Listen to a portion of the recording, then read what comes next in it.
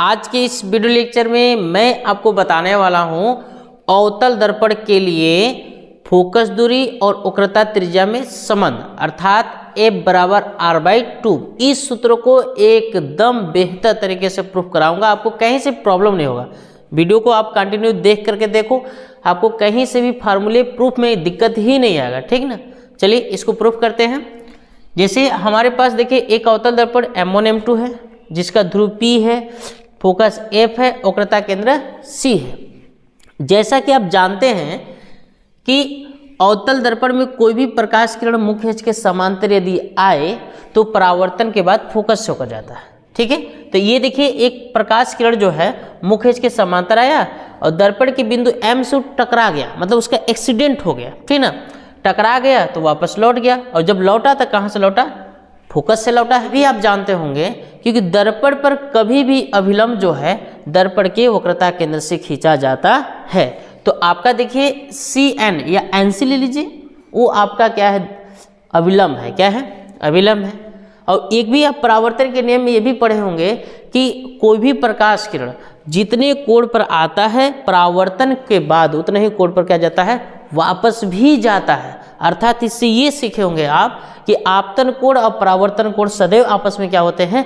बराबर होते हैं। ठीक, अब देखिए ध्यान से, ये आपतन कोण को I मान लिए हैं और परावर्तन कोण को R मान लिए हैं और इस कोण का नाम 1 लिख लिए हैं। ठीक ना, चलिए अब चित्र से चलते हैं। जैसे कोण I बराबर कोण R का है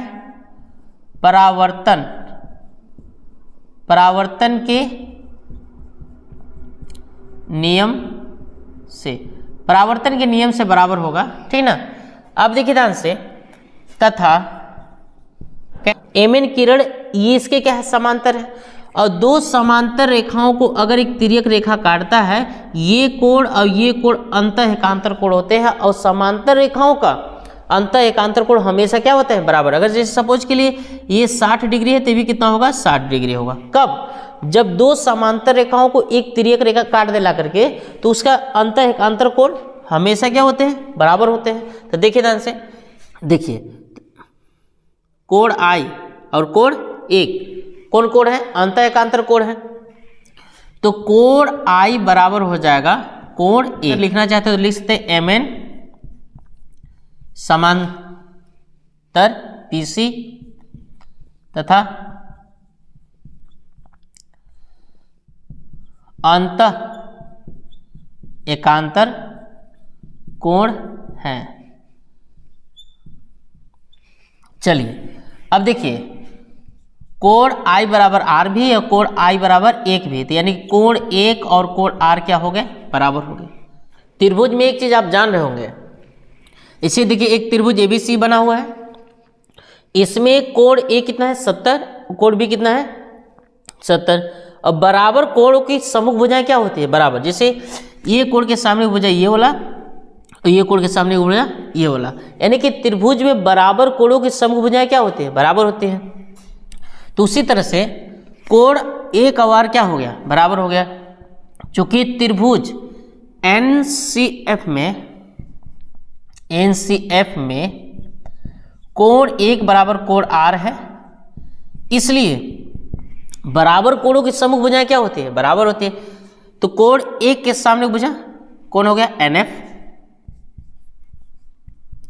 और कोण R के सामने भुजा कौन हो गया? CF। ठीक ना, इसको समीकरण 1 बना लेते हैं। हमें PF और PC का मान पता है, उसमें से नहीं आ रहा है, एक भी नहीं आ रहा है। तो अगर मान लीजिए सपोज के लिए दर्पण का द्वारक छोटा होगा था, द्वारक किसे कहते हैं? दर्पण के परावर्तक तल के व्यास को दर्पण का द्वारक कहते हैं। जैसे मान लीजिए ये है और मान लीजिए F है और ये P है।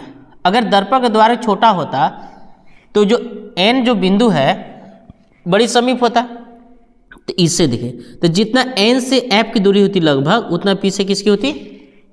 F की दूरी होती है। तो इस बात को लिखते हैं, यदि दर्पण का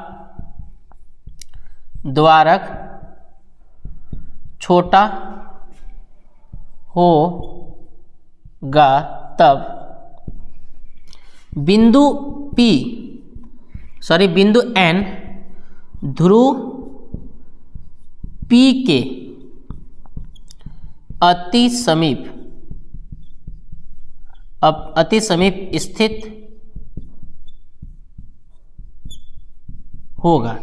तब अति समीप होगा तो NF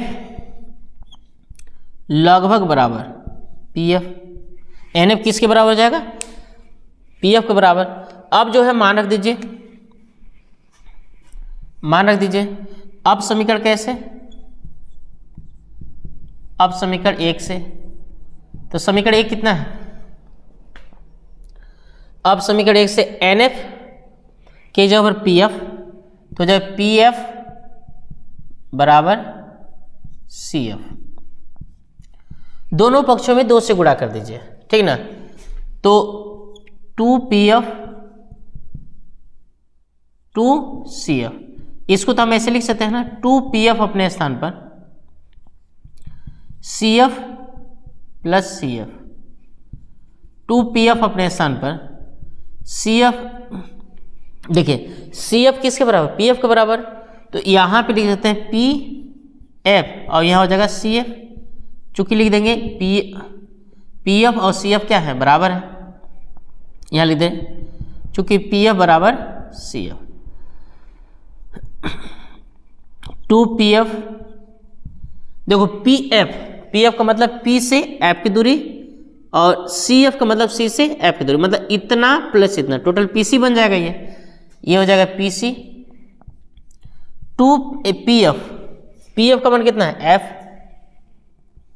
और इसका मान कितना है? R। तो F बराबर क्या होगा? R/2।